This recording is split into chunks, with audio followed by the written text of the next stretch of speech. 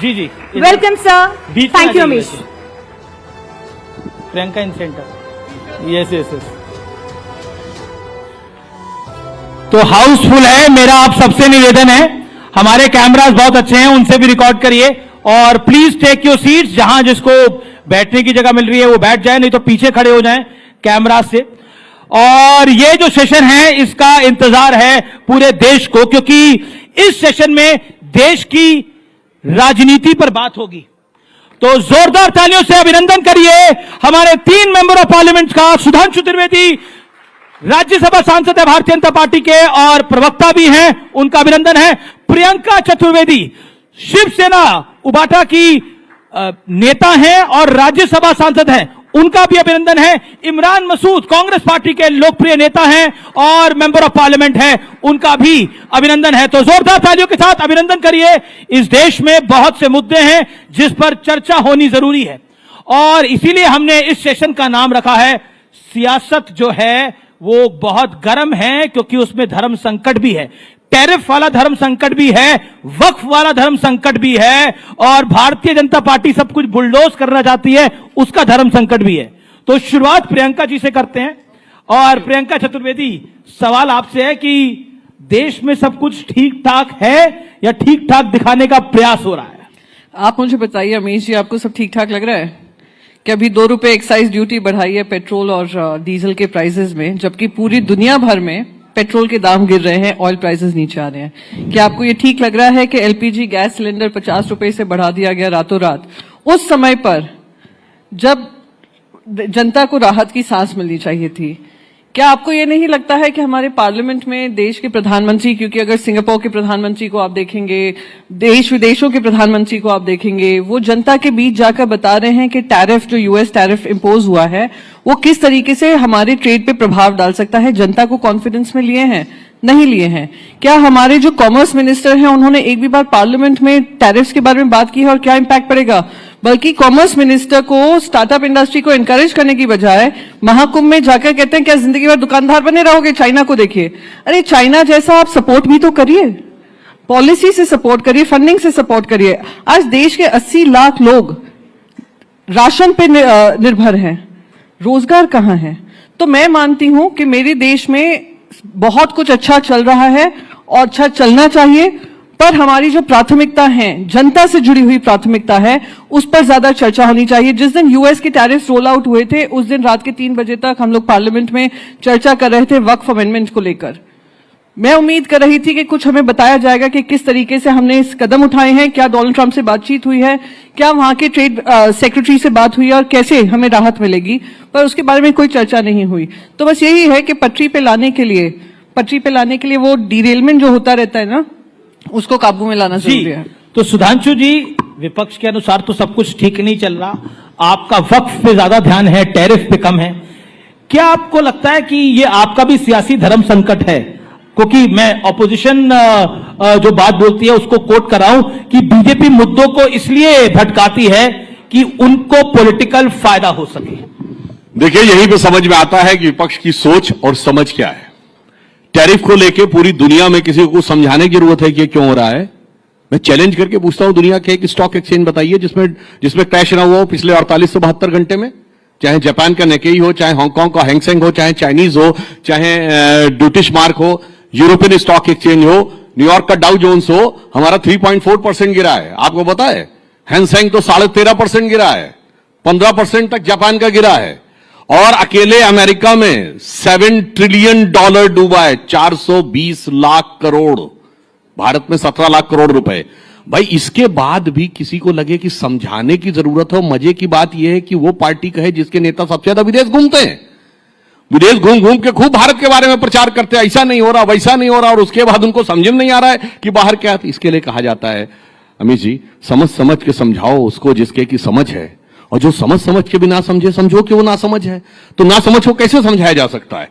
अब रही बात इसकी, तो ना समझ कौन है? अब मैं एक सीरियस बात बता दूं। देखिए, टैरिफ्स के ऊपर रेसिप्रोकल टैरिफ अमेरिका ने लगाने का निर्णय लिया। सिर्फ भारत पे नहीं, सारा दोष ये लोग मोदी जी की गवर्नमेंट को दे रहे हैं, 60 देशों पे लिया है। और चाइना को तो अभी थ्रेटन किया है 50% लगाएंगे। हमारा उनके सामानों पे टैरिफ है 52%।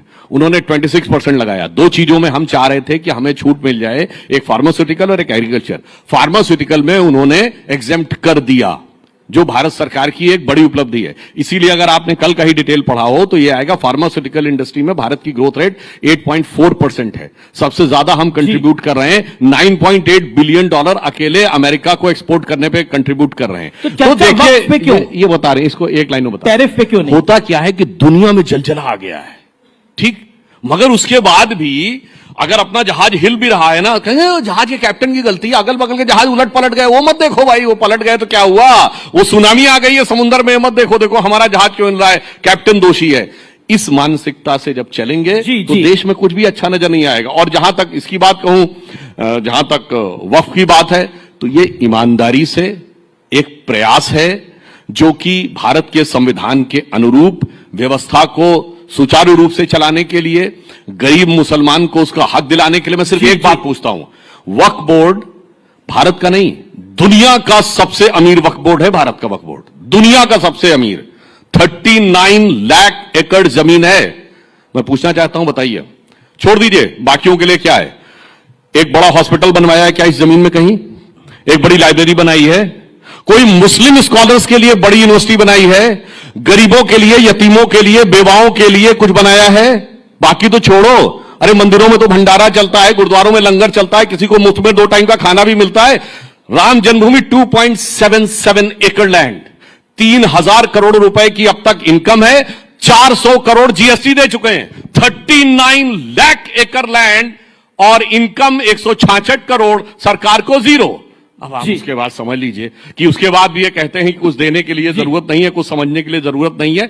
तो इसीलिए मैं कहना चाहता हूं, सिर्फ ये बता दें गरीब मुसलमानों के लिए किया क्या है। इमरान मसूद, प्रधानमंत्री भी राइजिंग भारत के मंच पे थे और प्रधानमंत्री ने जो बोला, उन्होंने बोला कि वक्फ से जुड़े बिल का संसद में पास होना सामाजिक न्याय की दिशा में लिया गया एक बड़ा कदम है।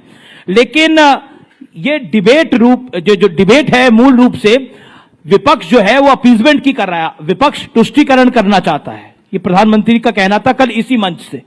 देखिए, अभी आपने 2-3 मुद्दों पर बात की, मैं केवल क्योंकि बहुत ज्यादा उस पर नहीं जाना चाहता, इतना जरूर कहूंगा कि राहुल जी ने जब उत्पादन आधारित अर्थव्यवस्था की बात की थी, तो उस उत्पादन आधारित अर्थव्यवस्था की बात इसलिए राहुल गांधी कर रहे थे कि जो अमेरिका का टैरिफ बढ़ाने के टैरिफ वाला हो रहा है और उससे हम परेशान हो रहे हैं, उससे हमें परेशान होने की जरूरत नहीं।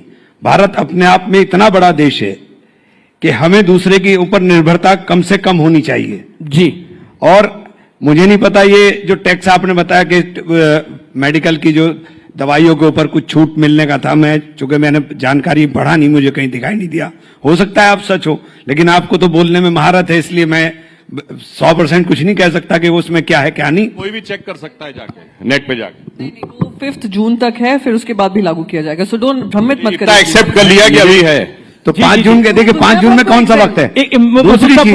दूसरी चीज, जब आपने वक्त की बात, मैंने प्राइम मिनिस्टर को कोट किया जी, वक्त की बात की, और प्रधानमंत्री ने जब ये एक बार जब आए, उन्होंने कहा कि मैं देश के अंदर मुसलमान के एक हाथ में कुरान और एक हाथ में कंप्यूटर देखना चाहता हूं। गरीब मुसलमानों को हक मिल रहा है। मैं बोल रहा हूं ना जी जी। जब उन्होंने ये बात बोली थी तब ये बहुत अच्छा लगा था कि प्रधानमंत्री जी ने ये बात बोली है, लेकिन करना उसके बिल्कुल उलट है।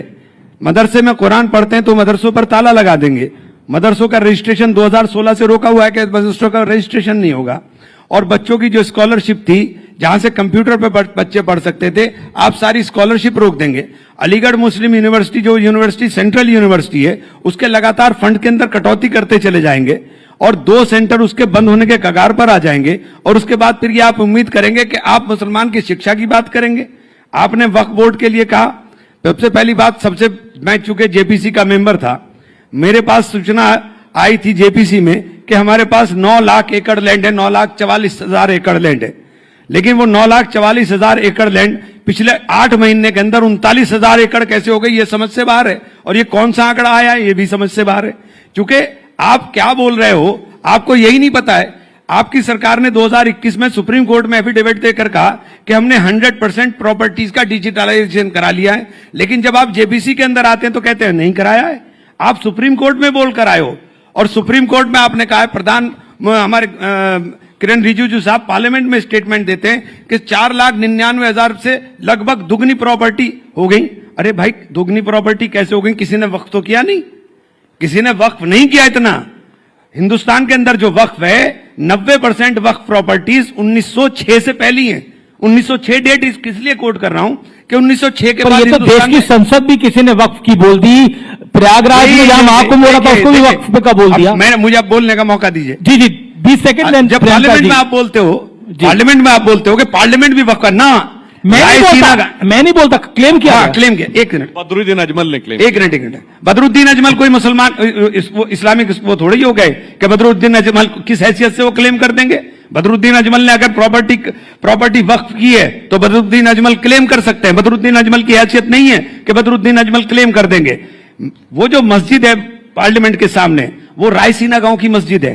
1911 में जब लुटियन जोन बनाने की बात हुई, जब लुटियंस बनाने की बात हुई, तो इन 123 प्रॉपर्टी जिसका बार बार पार्लियामेंट में बहुत बार जिक्र हुआ कि हम एक तरफ आप बोलते हैं, एक सेकंड सर, एक तरफ आप बोलते हैं मस्जिद नहीं कब्जाएंगे, दरगाह नहीं कब्जाएंगे, ईदगाह नहीं कब्जाएंगे, कब्रिस्तान नहीं कब्जाएंगे, लेकिन 123 प्रॉपर्टी का बार बार जिक्र करेंगे पार्लियामेंट में। उस 123 प्रॉपर्टी में 123 की 123 प्रॉपर्टी ये 4 ही हैं जो अंग्रेजों से झगड़े के बाद 1913 के अंदर वक्फ को दी गई।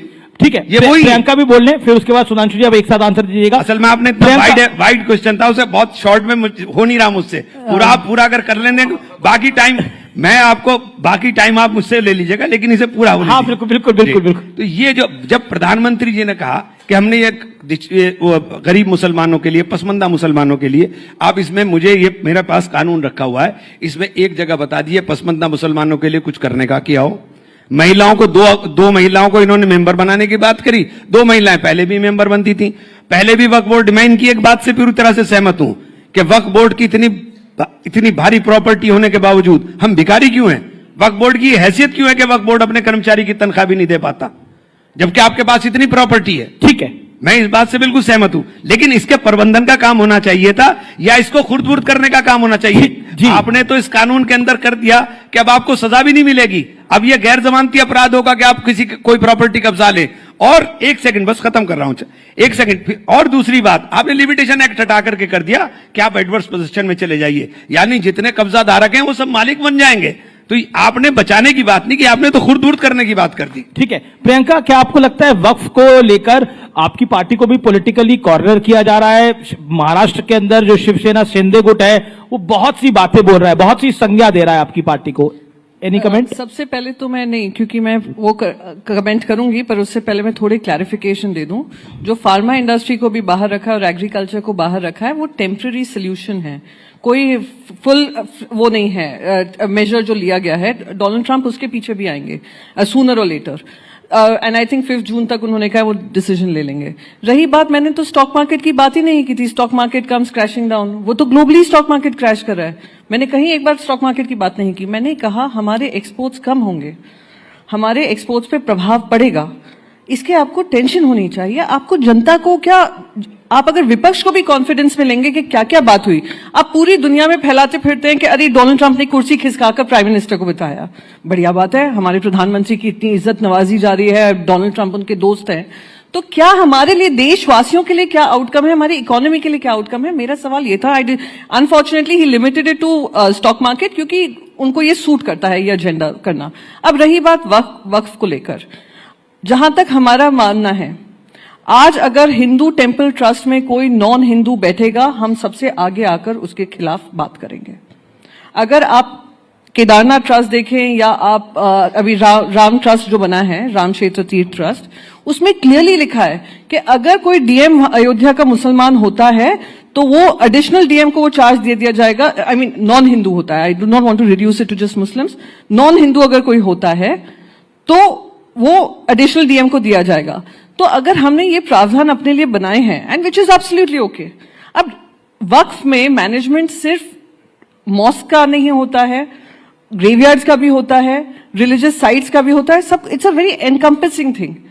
तो हमारी कुछ ये था, हम बहुत क्लियर हैं कि रिफॉर्म होना चाहिए था। ये खुद वो मान रहे हैं कि रिफॉर्म होना चाहिए था, कि कुछ लोग बैठकर किसी भी प्रॉपर्टी को वक्फ की प्रॉपर्टी बता देते थे और वक्फ को जो रिटर्न्स मिलने चाहिए थे वो नहीं हो रहे थे, तो रिफॉर्म होना चाहिए, कोई उसमें दो राय नहीं है। पर जो अमेंडमेंट्स जेपीसी के माध्यम से रखे गए, जो इनके अलायंस पार्टनर्स हैं उनके आपने कर लिए, जो हमारी तरफ से आ रहे थे कि ये अमेंडमेंट भी अगर आप कर लोगे तो और थोड़ा इंप्रूवमेंट हो जाएगा, वो टोटली रिजेक्ट कर दिए गए। अमेंडमेंट आपने नहीं माने और आपकी पार्टियों आपके इस बिल को जिन जिन आपके सहयोगियों ने सपोर्ट करा उन पे भी भारी पड़ रहा है। ये मैं नहीं बोल रहा, कुछ इस्तीफे आए रालोद से, कुछ इस्तीफे आए जनता दल यूनाइटेड से, उसकी मैं बात कर रहा हूं। दोनों बातों का जवाब देता हूं। पहली बात तो प्रियंका जी तो मुंबई से हैं। अरे बड़ी स्वाभाविक सी बात है, अगर दुनिया में डाउनफॉल आएगा तो एक्सपोर्ट में कमी आएगी। एक्सपोर्ट की कमी का बिल्कुल लॉजिकल रीजन मैंने बताया है कि पूरी दुनिया के शेयर मार्केट्स में, बल्कि अगर आप जेपी मॉर्गन एंड चेस की लेटेस्ट रिपोर्ट पढ़ें तो वो तो कहती है अमेरिकन इकोनॉमी में 60% चांस है रिसेशन आने का, क्योंकि वहां भी एकदम से प्राइसेस आगे बढ़े हैं। तो जब दुनिया की इकोनॉमीज में रिसेशन आएगा तो हमारा एक्सपोर्ट कम होगा ही होगा, इसमें कोई बहुत दिमाग लगाने की जरूरत नहीं है। इसलिए मुझे लगता है कि जो लोग समझदार हैं, पढ़े लिखे हैं, वो राहुल गांधी के प्रभाव से बचने का प्रयास करें जो इस तरह की चीजों में आते हैं। राहुल गांधी क्या खुद पीछे पड़े रहते हैं? दूसरी मैं बताना 99 ले आए हैं। वक्त पे एक टेक्निकल बात बता, मैंने बोला राहुल गांधी के पीछे पड़े रहते हैं, इस बार 99 ले आए हैं वो। अरे राहुल गांधी जी तो किसी से पीछे, अपनी पार्टी के नेताओं के पीछे पड़े। गुजरात में कहते हैं आधे हमारे हैं आधे बीजेपी के, हमारी पार्टी के अंदर क्या क्या बताया जाए, छोड़िए वो बात को। मैं ये कहना चाह रहा हूं, देखिए वक्त में बहुत क्लियर है, मंदिरों की, मस्जिदों की कमेटी, दरगाहों की कमेटी, कब्रिस्तान की कमेटी, उस पर कोई प्रभाव नहीं पड़ने वाला है। वक्फ का उससे कोई मतलब नहीं है। केवल जो लैंड का मामला है वो मैनेजमेंट का विषय है, उसका धर्म से कोई मतलब नहीं। इमरान मसूद कुछ काउंटर पॉइंट नहीं, अभी सुन ले पूरी बात। 1964 Allahabad high court judgment, clear cut पढ़ लीजिएगा। 1976 Bashir Ahmad versus state of West Bengal, जिसमें उन्होंने क्लियर कट कहा है कि ये कोई कॉन्स्टिट्यूशन में आर्टिकल 26 का मतलब इसमें नहीं है। अब सुनिए 1993 केरला हाईकोर्ट का जजमेंट, जिसमें कहा मुतव्वली इज नॉट इक्विवेलेंट टू महंत, ये इलाहाबाद हाईकोर्ट के जजमेंट में 64 में कहा गया है।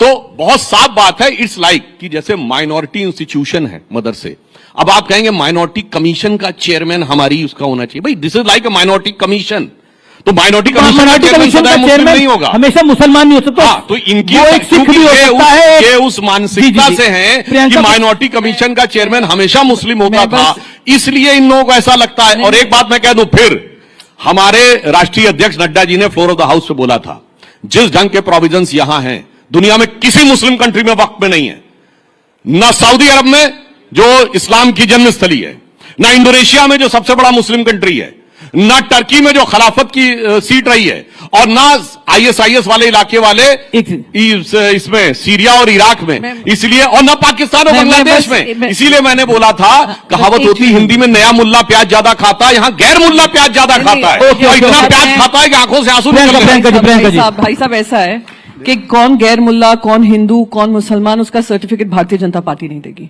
भारतीय जनता पार्टी हिंदू की ठेकेदार नहीं है, नहीं थी, ना ही रहेगी। आप नहीं बताएंगे कौन सी हिंदू पार्टी है, कौन सी हिंदू पार्टी नहीं है। किसने आपको ये ठेकेदारी दी है? कोई ठेका चला रहे हैं आप? मैं एक सेकंड मुझे कंप्लीट कर लेने दीजिए। एक बोध गया एक्ट है 1949 का, उसमें 1950 में संविधान आया। बुद्धिस्ट वहां पे प्रोटेस्ट कर रहे हैं बोध गया को लेकर कि वो उसमें नॉन बुद्धिस्ट ज्यादा हैं, बुद्धिस्ट कम है। टेंपल किसका है? बुद्धिस्ट का है। वो इनसे मांग कर रहे हैं उसको भी बदलाव करिए, नहीं उसको बदलाव नहीं होगा। अभी हाल ही में आरएसएस की मैगजीन है ऑर्गेनाइजर, उसमें आर्टिकल स्ट्रेट, चलिए वक्फ की लैंड ज्यादा है या चर्चेस के पास, क्रिश्चियंस के पास लैंड ज्यादा है, यानी आपकी आंख सिर्फ लैंड में लगी है। और ये लैंड किसको जा रही है हम सब जानते हैं। पोर्ट किसको गया? अडानी को। एयरपोर्ट किसको गया? अडानी को। लैंड किसको गया? अडानी को। अभी ये जो क्रिश्चियन लैंड होगी, अभी उस पर भी विवाद शुरू होगा। फिर आएंगे आप लोग माइनॉरिटी के हकदार बनकर के हम ही रिफॉर्म्स लाएंगे। तो कहां तक ये लड़ाई चलेगी? यही मेरा एक सवाल। तो क्या शिवसेना में एक सवाल, क्या शिवसेना उबाटा इस वक्त में जो प्रावधान बीजेपी की और एनडीए की सरकार लेके आई है उसके खिलाफ है? हमारे, अगर मैं क्लॉज बाय क्लॉज जाऊंगी मैं आपको सब बता दूंगी। पर मैं एक मिनट, मैंने कहा Shiv Sena UBT can you please allow me to allowing you. हाँ, सो डोंट इंटरप्ट। जी। हम लोग बिल्कुल रिफॉर्म के साथ हैं, रिफॉर्म होना चाहिए, पर रिफॉर्म ऐसा होना चाहिए जो एक पूरे वर्ग को आगे लेकर बढ़े। एक सेकंड, लेट मी कंप्लीट। जी। रही बात जो मैंने आपको बताया कि नॉन हिंदू अगर कोई डीएम बनता है तो वो उस टेम्पल ट्रस्ट में नहीं आ सकता है। ऐसे ही आप नॉन मुस्लिम्स को ला रहे हैं तो कहीं ना कहीं एक मुसलमान के मन में शंका होगी कि क्या आप अपने लोगों को भरने का काम करें। एक मिनट जी। हमने दूसरा हमारा था कि रेट्रोस्पेक्टिव नहीं होना चाहिए, प्रोस्पेक्टिव होना चाहिए। हाँ, वो टीडीपी ने भी कहा, वो जेडीयू ने भी कहा, हाँ हम मानते हैं उसमें अमेंडमेंट हुआ। ये भी अमेंडमेंट हमने कहा कि जो वक्फ लैंड होगी बाय राइटिंग होगी, ओरली कोई वक्फ लैंड डोनेट नहीं कर सकता है, वो भी उसमें लागू किया गया। तो हाँ, बहुत सारी चीजें हैं। अगर उन्होंने हमारी ये बात भी सुन ली होती तो मैं मानती हूँ कि हाँ, ये वक्फ रिफॉर्म शायद कांग्रेस पार्टी ने भी आप उनकी बात नहीं सुन रहे हैं, इसलिए नहीं हो रहा। इमरान मैं मसूद, जवाब मैं आपको देना बता रहा चाहता हूँ। हूं। देखिए, बात ये है 30 सेकंड में, केवल मुस्लिम समाज का मामला होता तो कोई बात नहीं थी। आप कह रहे हैं क्यों चर्च में मुनम्मम में क्रिश्चियंस की लैंड को क्लेम किया है कि नहीं? यमुनानगर के गुरुद्वारे को क्लेम किया है कि नहीं? तमिलनाडु के तिरुचिंदरी मंदिर को क्लेम किया है कि नहीं? तो फिर आप ये कहिए हम सिर्फ मुस्लिम लैंड को क्लेम करेंगे। क्लेम तो हम सबको करेंगे। और वैसे मुझे एक चीज जो मैंने पार्लियामेंट में बोला था फिर बोल दूं, अभी प्रियंका जी बोली, इनके तो नेता 2015 में बोल चुके हैं कि मुसलमानों की नागरिकता भी ले लेनी चाहिए। यस, 2015 सामना में संजय राउत जी का स्टेटमेंट है। और सुनिए, और दूसरी तरफ संजय राउत को कोट कर रहे हैं। गठबंधन में वो शामिल है, वो मुस्लिम लीग, जिसने 28 अगस्त 1947 को कॉन्स्टिट्यूएंट असेंबली में सेपरेट इलेक्टेड मांगे। कोई जाके कॉन्स्टिट्यूएंट असेंबली की डिबेट में पेज नंबर 270 में पढ़ ले। इसलिए मैं कहना चाहता हूं, पूरी बात कर, एक लाइन बस सुनिए सर। पुराना एक गीत था ना, वक्त ने किया क्या हंसी सितम, तुम रहे न तुम, हम रहे न हम। तो मैं कहना चाहता हूं, वक्फ ने किया क्या हंसी सितम, मुस्लिम लीग और शिवसेना मिलके हो गए हम। ओके, जवाब इमरान मसूद की बारी है अभी। देखिए अभी अनइंटरप्टेड अभी सुधांशु भाई ने बात कही और बहुत सारे मुल्कों के उन्होंने उदाहरण दिए। बस यही आप अपनी बात के अंदर अपना आप ही अपनी मेरी बात कह गए। वक्फ कोई संस्था नहीं है कि सिर्फ संस्था की बात है। वक्फ मुसलमान का एक फरीजा है जो हर मुसलमान के ऊपर लागू होता है। और जितने मुस्लिम ममालिक आपने गिनवाए, उन तमाम मुस्लिम ममालिक के अंदर इस्लामिक लॉज हैं और उसके अंदर वो वक्फ के हिसाब से चलने का काम करते हैं। और वक्फ हमारा धार्मिक कृत्य है। बस इतनी बात समझाने की तो बात है जो बात प्रियंका जी ने कही कि आप तमाम जगहों पर काशी विश्वनाथ के अंदर, मैंने एक बहुत छोटा सा बुनियादी सवाल पूछ लिया था अपने एक साथी से, जवाब नहीं दे पाए थे और दे भी नहीं पाएंगे। अगर आप मुझसे कुछ हिंदू रिचुअल्स के बारे में पूछेंगे, सनातन रिचुअल्स के बारे में, मैं सुपरफिशियली आपको सब बता सकता हूं। लेकिन अगर ज्यादा गहराई में जाकर के आप मुझसे बात करेंगे तो मैं शायद नहीं बता पाऊंगा, क्योंकि मैं जानता नहीं। ठीक इसी तरीके से अगर आपको सुपरफिशियली कुछ मैं पूछूं, आप बता देंगे इस्लाम के बारे में, लेकिन गहराई की तरह साथ नहीं बता पाएंगे। उसके लिए आपका मुसलमान होना है। मेरा एक काउंटर क्वेश्चन है, 2013 में जो कांग्रेस की सरकार ने एक्ट पास किया था, क्या वो संविधान से ऊपर नहीं था, जिसके अंदर ओवर रीच थी वक्फ की? नहीं, ये मेरा पॉइंट है। नहीं, कहीं नहीं थी। ये गलत प्रोपेगेंडा किया गया। आप मुझे बताइए, 16-17 ट्रिब्यूनल हैं, क्या तमाम ट्रिब्यूनल के फैसलों को रिव्यू नहीं किया जाता हाई कोर्ट से? ठीक इसी तरह से तमाम वक्फ ट्रिब्यूनल का फैसला, उसका भी रिव्यू हाई कोर्ट से हो सकता था। आपने कह दिया कि उसको कोई चैलेंज नहीं कर सकता। अरे भाई, ये कैसे मुमकिन है?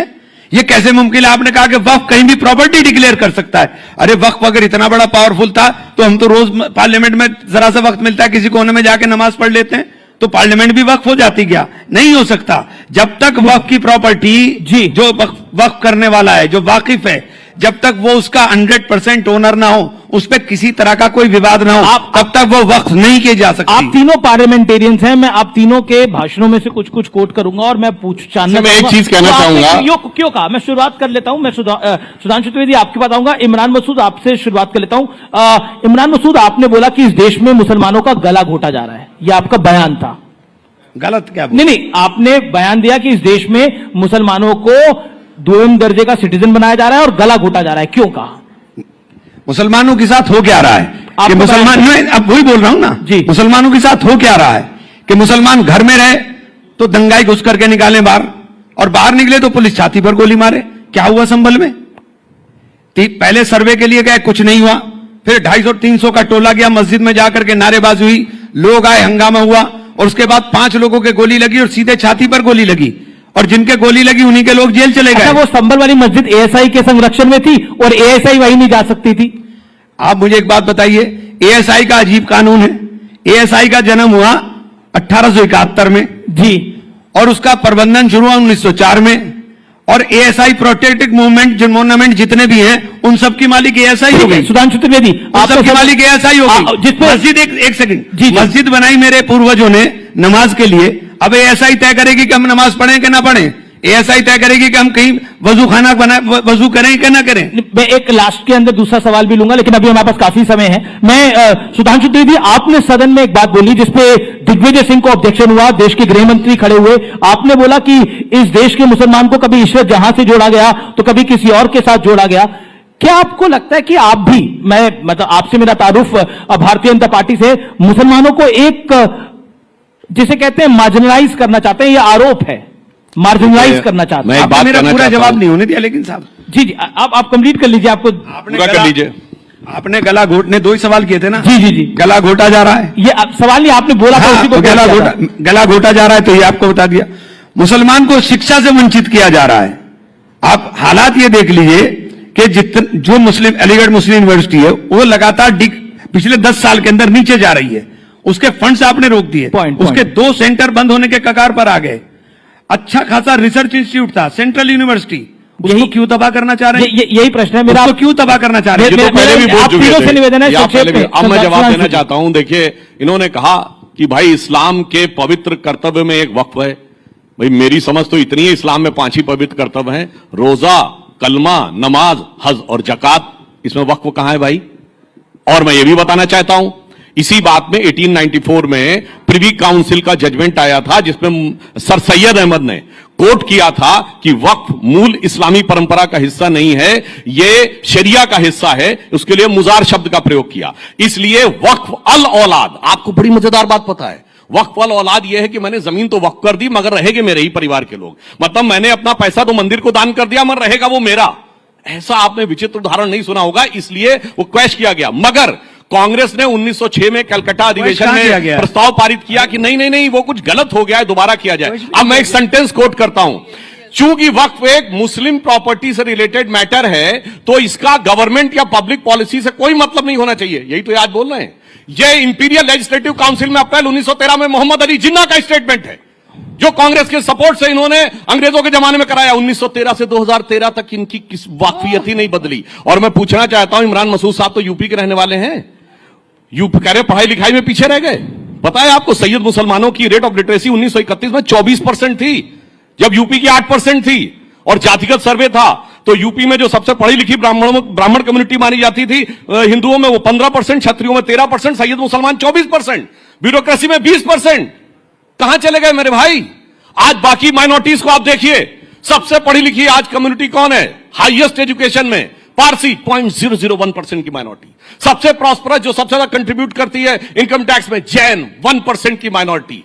सबसे एंटरप्रेन्योर कम्युनिटी कौन है? सिख 1.8% की माइनॉरिटी। उसके बाद आप देखिए क्रिश्चियंस में एजुकेशन का स्तर कितना है, यहूदी छोटी सी माइनॉरिटी कितना है। और ये, जबकि मैं आपसे कहूं आजादी के समय इनमें से किसी एक की भी रियासत नहीं थी, 1-2 सिख रियासतें छोड़ दें, जबकि इनकी तो लाइन लगा के रियासतें थी। पटौदी के नवाब, भोपाल के नवाब, रामपुर के नवाब, लखनऊ के नवाब, जूनागढ़ के नवाब, हैदराबाद के निजाम। और आज कहते हैं साहब हम तो मजलूम हो गए। क्यों?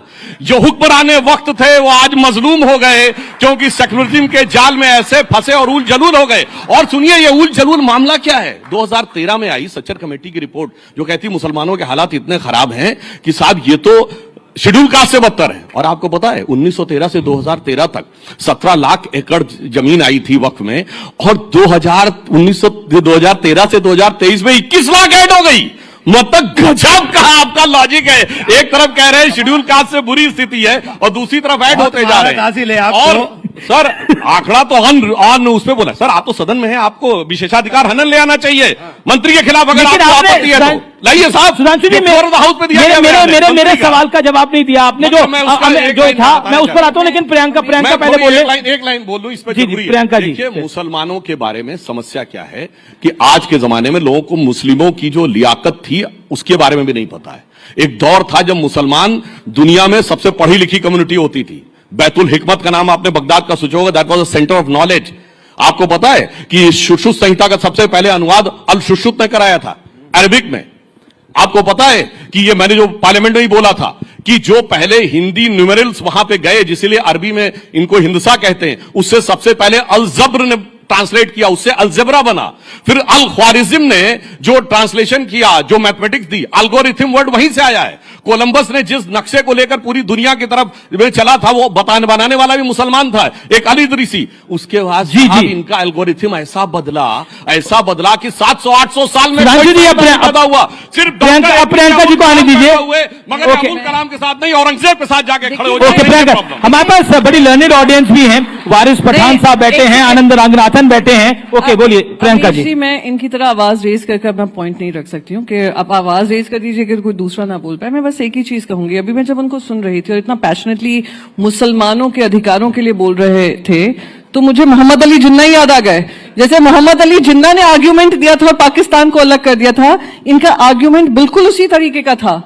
तो आज ये मॉडर्न डे जिन्ना कौन बनकर बैठे हैं, आज इनकी भाषा से बहुत स्पष्ट हो गया है। जहां बता रहे हैं अरे देखिए हम लोग क्या थे, हमें क्या कर दिया, तो ये इनका वही मॉडर्न डे जिन्ना है बिल्कुल जो उस दिन अमित शाह जी अमित शाह जी ने भी कहा, जिस औरंगजेब की कब्र में मरसिया पढ़ाने वाले को राज्यसभा आप भेजेंगे। के लिए करते हैं हम, मुसलमानों के लिए करते हैं हम, मुसलमानों के लिए करते हैं, ऐसे ही नहीं। अरे नहीं, मैंने तो बताया मुसलमानों में क्या था और कहां से कहां पहुंचा। अमित शाह आपने मेरा सुना ही नहीं। क्या कोट किया हमने, अपना तो बोला ही नहीं। सिर्फ एक डॉक्टर अमित शाह के लिए जब इतना जोर जोर से चिल्लाते हैं ना, तो सिर्फ अपनी आवाज सुनाई देती है, लॉजिक की आवाज कम हो जाती है। तो कुछ सुनाई नहीं पड़ रहा आजकल। बोली प्रियंका जी। आपको समय कम मिला है शायद, मुसलमानों के प्लीज ना, मुसलमानों के अधिकारों का हनन हो रहा था, किस तरीके से वो प्रताड़ित थे, किस तरीके से वो गरीब किए जा रहे थे, सब किया।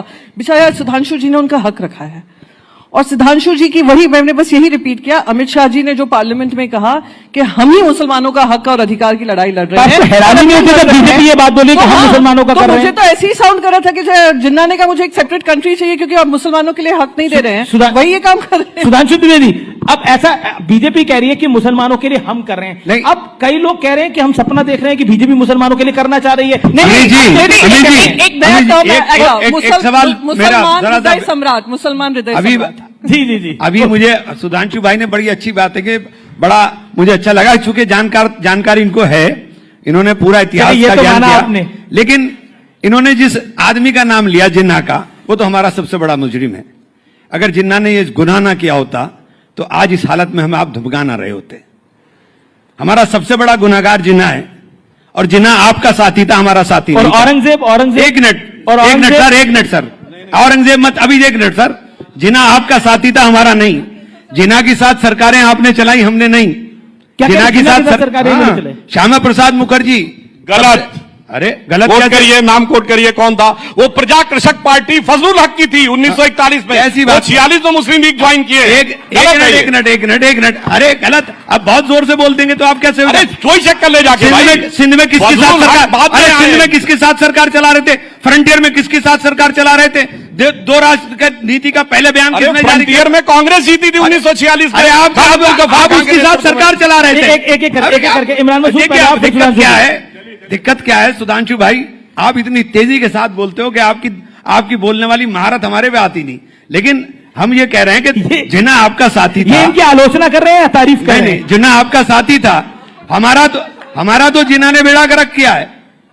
अगर जिन्ना की बात ना मानता मुसलमान, मौलाना अबुल कलाम आजाद की उस वक्त मान लेता मुसलमान, तो हिंदुस्तान के अंदर ये हालत ना होती जो आप हालत हो गई है। हमारी दोयम दर्जे की स्थिति आपने पूरे देश के अंदर कर दी। किसने करी है दोयम दर्जे की स्थिति?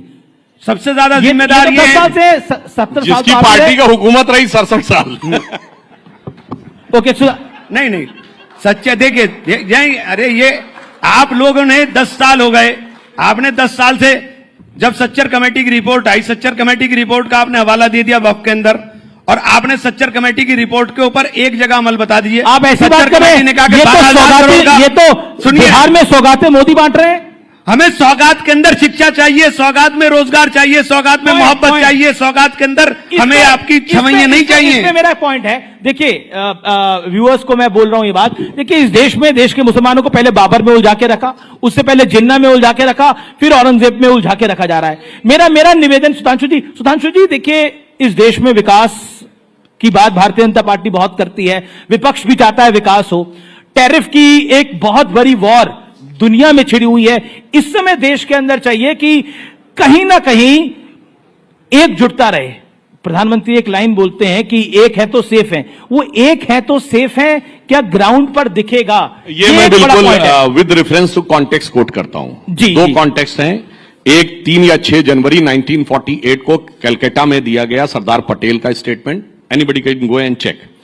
दूसरा 28 अगस्त 1947 को पार्लियामेंट में जो कॉन्स्टिट्यूएंट असेंबली में जब मुस्लिम लीग के सदस्य ने सेपरेट इलेक्ट्रेट की मांग की तो बोला, अब जो मैं इमरान मसूद साहब को जानकारी हो या ना हो, 1946 की कॉन्स्टिट्यूएंट असेंबली के इलेक्शन में उत्तर प्रदेश में जो मुस्लिम इलेक्ट्रोट थे उसमें से 73 में 64 मुस्लिम लीग ने जीती थी, मद्रास प्रेसिडेंसी में 30 बॉम्बे प्रेसिडेंसी में 28 और 95% मुसलमानों ने वोट किया था मुस्लिम लीग के लिए, पाकिस्तान बनने के लिए। यही तो और जिन्ना चुनकर पूरी बात सर, अब मैंने शांति सुनी, और जिन्ना कोई रावलपिंडी, पेशावर, लाहौर से, ढाका, चिटगांव से चुन के नहीं गया था, मुंबई की बाईकुला सीट से चुन के गया था।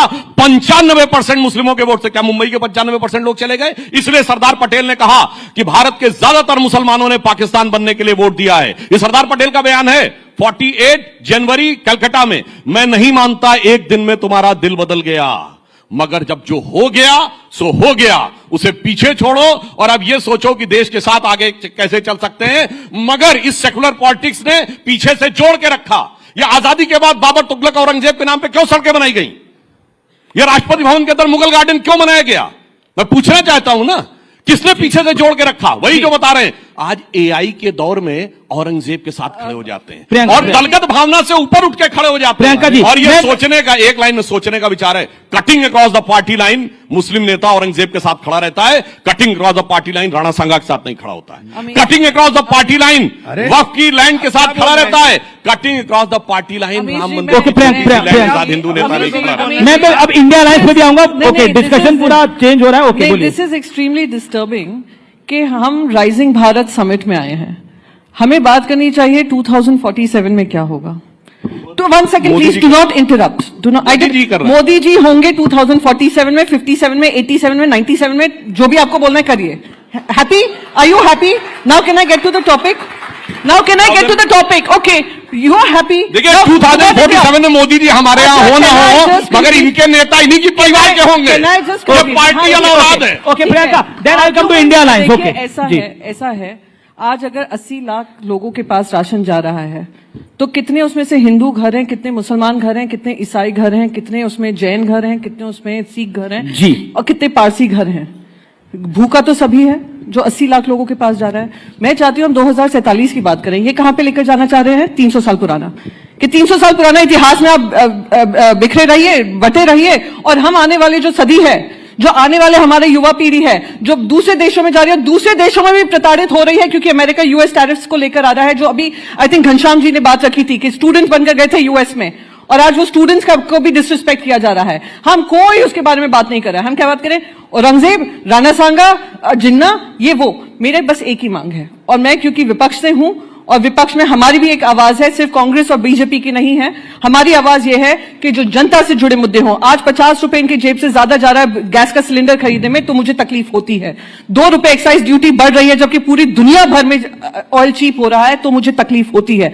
मुझे तकलीफ होती है क्यों 80 लाख लोगों के घर पे राशन जा रहा है, उनको खुद नौकरियां क्यों नहीं दी जा रही हैं जहां वो अपने आप को सक्षम पा पाए। तो इन चीजों में हमारा ध्यान भटकाकर ये जो काम हो रहा है ये बहुत गलत। ओके, देखिए मैं एक बात कहूं, लगता है प्रियंका जी को ना अपने राज्य का पता, 80 करोड़ सुनिए 80 करोड़ है, 80 करोड़ है। सुनिए, इनको ना अपने राज्य का पता, ना अपने सदन का पता। ये औरंगजेब का नाम कौन लाया? अबू आजमी, महाराष्ट्र के विधायक, समाजवादी पार्टी। तुम तो आपको पीएचडी इस्लामिक लॉ के हैं, इस्लामिक स्टडीज के हैं, इस्लामिक रिलीजन के हैं, आप सबके पीएचडी हैं। हम तो कुछ ना जानकर भी हम राज्यसभा में अपना पक्ष रख सकते हैं। तरीका है, मैं तो बीच में नहीं, जैसे आप बीच में टोक टोक कर बोल रहे हैं, कुछ नहीं जानती हूँ। You to give me certificate, मैं जानती हूँ नहीं जानती हूँ। हाँ तो मैं बता रहा हूं ना, सुन लीजिए, आपको समझ में आ जाएगा, दर्शकों को समझ में आ जाएगा।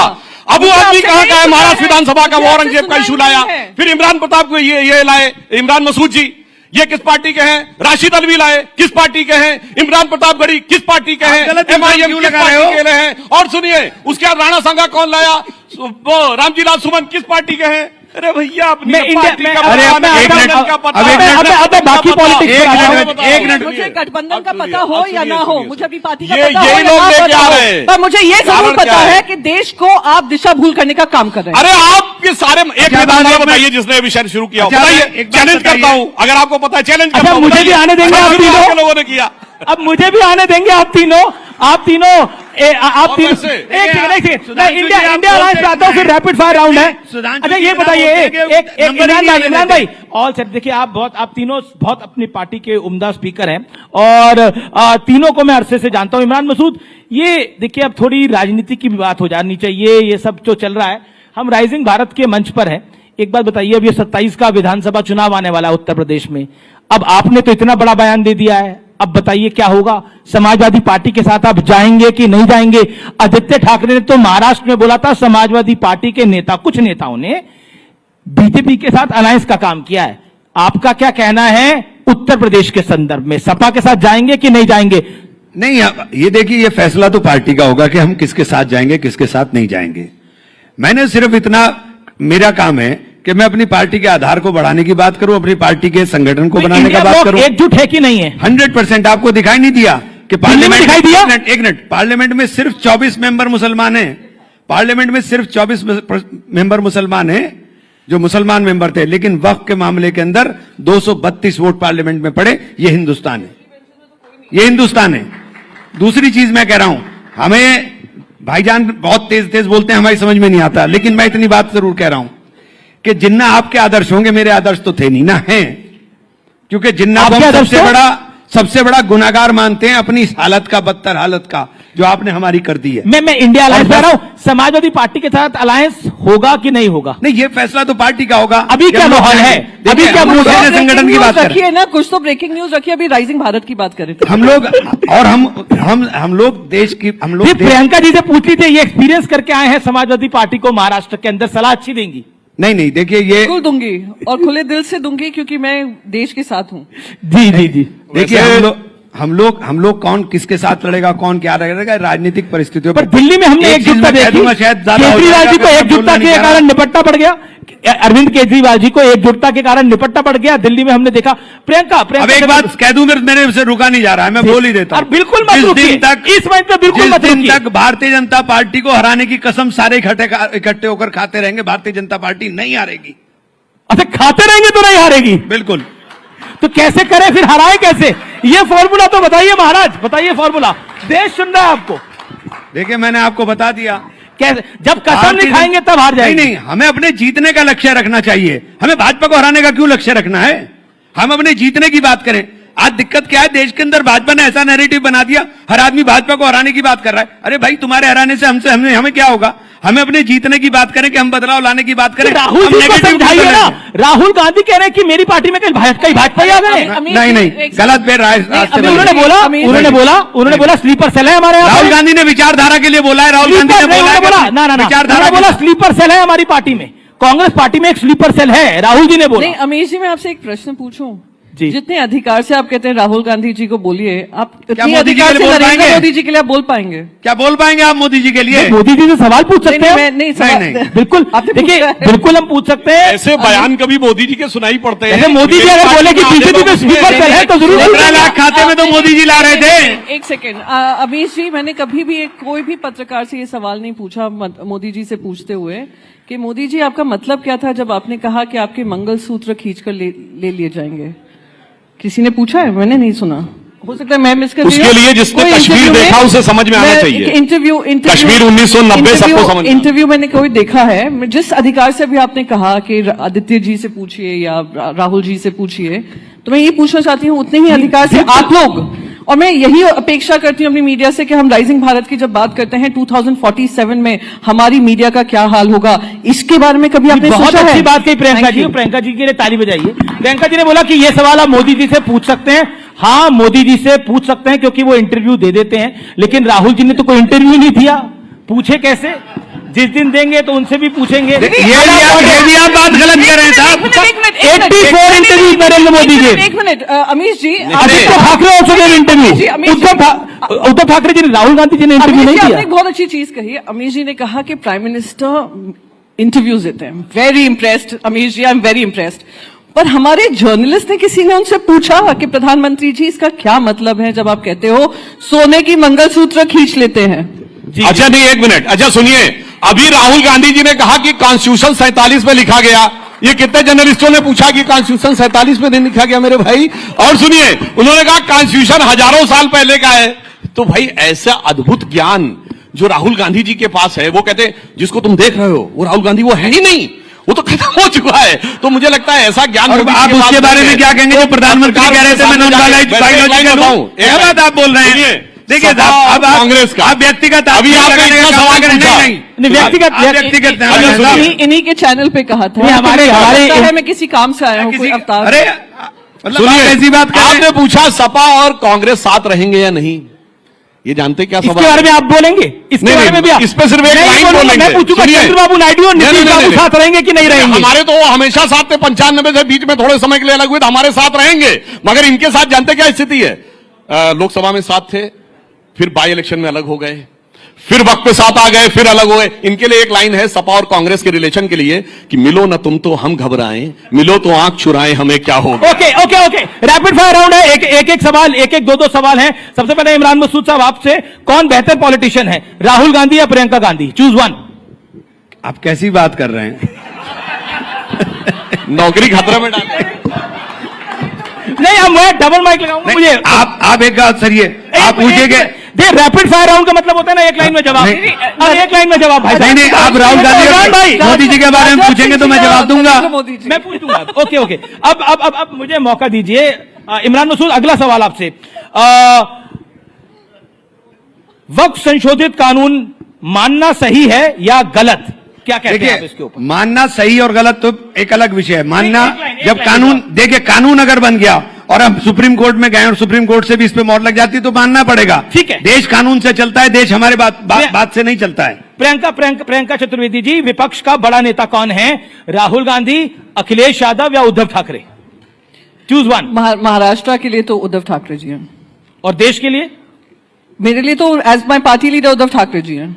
आई एम वेरी क्लियर। देश के लिए देश के लिए भी अगर उन्होंने महाराष्ट्र में एक अच्छा मॉडल दिया तो देश का भी एक अच्छा मॉडल ही प्रस्तुत करेंगे। ठीक है। और किसकी विचारधारा आपकी विचारधारा के, यानी आपकी पार्टी की विचारधारा के ज्यादा करीब है, कांग्रेस या भारतीय जनता पार्टी? देखिए हमारी पार्टी की, मैं अपनी पार्टी की विचारधारा की बात करूंगी जिनका मैं वही कंप्लीट कर लूं, एक्साइटेड मत होइए जी। कि दिल में राम हाथ में काम, आपको किससे क्लोजेस्ट है वो आप समझ लीजिए। जी। सुधांशु त्रिवेदी, वक्फ झांकी है, आगे क्या बाकी है? वक्त आने पर बता। हमारे यहाँ तो प्रधानमंत्री है। आपने पूछा, सवाल हमसे क्यों है? सुनिए, इसलिए कि आपके यहाँ भी हसरतें हैं होने की, हमारे यहाँ लेडी है, इसलिए अंतर है। अब पूछ लिया, आपने पूछ लिया, आपने पूछा। सुनिए, अब आप बता दीजिए ना, आप बता दीजिए ना, आप बता दीजिए मोदी जी और अमित शाह में कौन है? हमारे यहाँ तो मोदी जी प्रधानमंत्री हैं किंतु परंतु नहीं है। आप क्या हसरतें लिए हुए 1 दर्जन लोग खड़े हुए हैं इंडी गठबंधन में। अरे ठीक है, मेरे ही भाग से छीका फूट जाए। जी जी, अगला सवाल आपने सवाल क्या किया था? अगला सवाल और आखिरी सवाल है, अखिलेश यादव बेहतर हैं या राहुल गांधी बेहतर हैं? आपकी राय के अंदर एक को चूज करना पड़ेगा। बिल्कुल निश्चित रूप से अखिलेश यादव, चूंकि कम से कम कुंभ में स्नान करने तो गए, धन्यवाद। गए नहीं स्नान। ओके, आप तमाम लोगों का बहुत बहुत शुक्रिया। जबरदस्त तालियों के साथ अभिनंदन करिए हमारे तीनों सांसदों का। बहुत अच्छी चर्चा रही और तीनों ने बहुत ही अच्छे तरीके से हर सवाल का जवाब दिया। बहुत बहुत शुक्रिया तीनों का। सुधांशु त्रिवेदी, प्रियंका जी, इमरान मसूद जी, अभिनंदन आपका।